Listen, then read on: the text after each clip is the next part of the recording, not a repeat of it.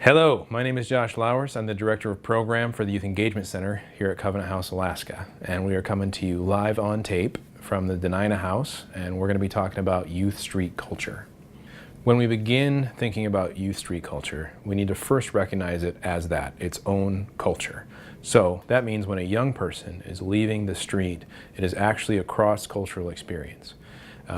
The youth street subculture in some ways looks like the regular dominant culture, but it is also very different. So it has its own unique time, has its own unique rules and its own unique morality. And all of those things are based around survival.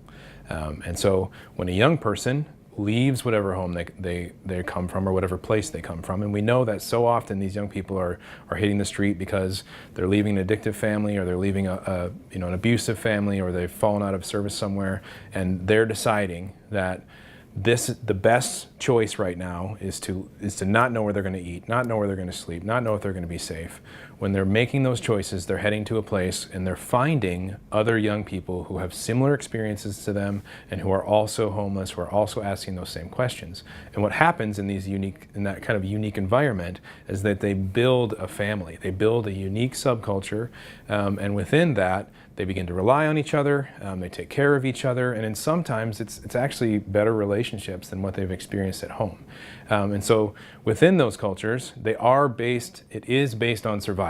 So that means things like time. So for me, I set a schedule, I set meetings, I'm going to go to this place and be there at this time. For a young person on the street, time is a very different thing. It's actually more like a rural culture where you get there when you get there. I came from a small town, and in that small town, time was less of an issue, and you just kind of get to places when you get places. And that's what we experience with our young folks. So when we try to set a time for a young person to come and meet, it can be very difficult for them to make that because it doesn't fit into how their culture works. You are just very present where you are, and you're with the folks that you're with, and you get to a place at a different time. So when a young person is trying to leave the street life, one of the things that they struggle with in trying to move back into the dominant culture is setting up time, showing up for meetings, that kind of stuff. So that's something that we need to be aware of when we're working with our young people. Another rule in this subculture is that you do not rat on another person. So you might be spending time with a youth, they might be telling you a story about something that happened. You might be in a scenario where something violent happened to them or to another person.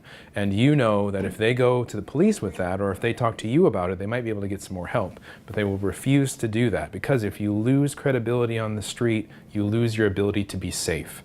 And so with that do not rat rule, they will hold to that very strongly.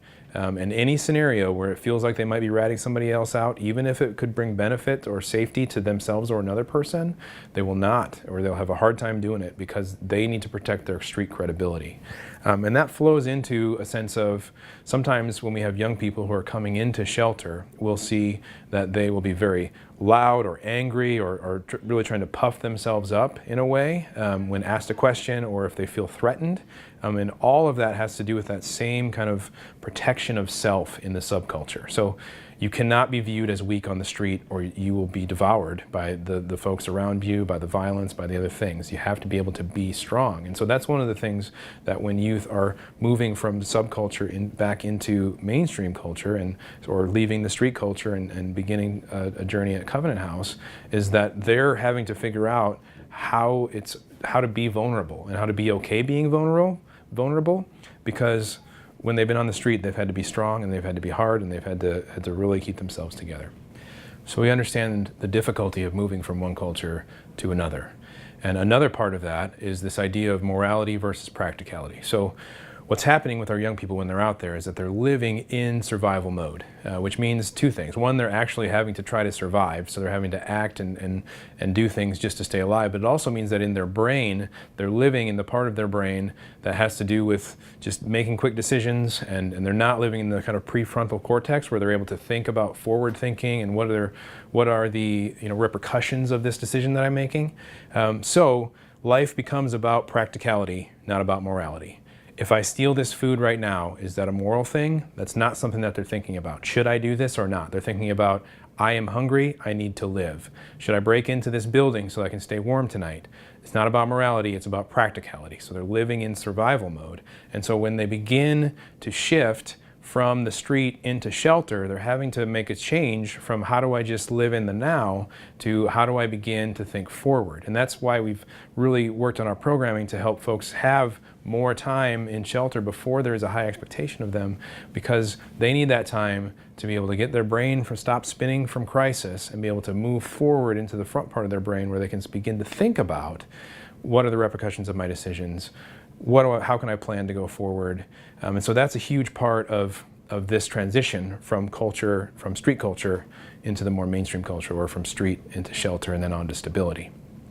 So another part of what we have going on in this transition, and I think this is something that is not unique to this situation, and this is why we frame this as a cross-cultural experience, is because there are certain power dynamics at play when you move from one culture to another. So as an example, my honeymoon, my wife and I, we went to Mexico, and we were on a plane with a bunch of folks that spoke English, and we flew there and we landed and we got off of that plane and we left American culture, we left folks whose first languages were English, and we stepped into a different culture, and with a different language and different cultural way of viewing the world. And when I stepped off that plane, I felt a little bit of discomfort. And I felt like, I don't know, should I get in this taxi? Should we go do this? How do we navigate this? And I think this is true for anybody that goes around the world in any different country. You step there and you start to figure out, how does this work? How do these things go? But there is a certain kind of power dynamic that happens, or a power change, when you are not from that culture and you're trying to figure out how to navigate it. And when we got back on the plane to leave Mexico, I was standing next to a man who spoke Spanish and was from Mexico. And I felt a power dynamic shift for him as well when we got on the plane, because he was standing in his culture where they speak his language, where it's all built around everything that he understands. And he got onto a plane with a bunch of folks from a different culture whose first language is a different language. And I felt this power dynamic shift. And so our young people are having the same thing happen. When they walk through our doors, they're leaving a culture that they understand, that they have a language for, that they understand how it works, what the rules are, and they're stepping into one that they feel powerless in, that they don't understand as well, or that they've even had bad experiences with. Because to get to the youth street subculture, you have likely had a bad experience within the mainstream the main culture. And that's how you got there, because the people who are supposed to be helping you live within that culture were not able to do so, or couldn't make that happen. So these are things that we need to be aware of when our young people walk through our doors, is that this is a cross-cultural experience. We need to understand that their time is different, that the way they interact with us is different, that they're going to be focusing on the practicality of meeting their basic needs for the first part of their stay with us, and that as they begin to feel safe, as they understand the structure, as they build relationship, they're going to be able to start to have some forward thinking happen. They're going to be able to begin to imagine their life in a different way, and they need us to support them through it. And so instead of having us be frustrated by these differences in how these young people are navigating the world, this is an opportunity for us to understand, to be present, to listen, and to give youth space to be able to navigate all the things that they have going on inside them as they make the transition from street to shelter to stability. That's youth street culture in a nutshell. This can be a difficult thing to understand as you begin working with young people, but there's a lot of help and a lot of resources for you, and so if you have any trouble with it, please reach out and ask.